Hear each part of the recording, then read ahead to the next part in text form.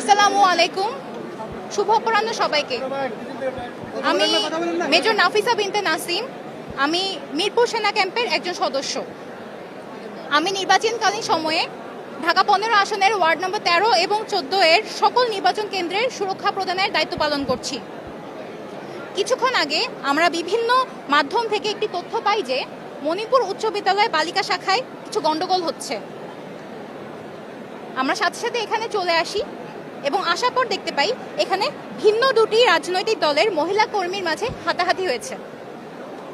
পরবর্তীতে একটি রাজনৈতিক দলের প্রধান আমার সাথে সেই ভুক্তভোগী মহিলা কর্মীর কথা বলিয়ে দেন এবং আমরা তাকে আশ্বস্ত করি আমরা এ ধরনের অনাকাঙ্ক্ষিত ঘটনা হতে দিব না এবং যারা বিশৃঙ্খলা সৃষ্টি করতে দিব না।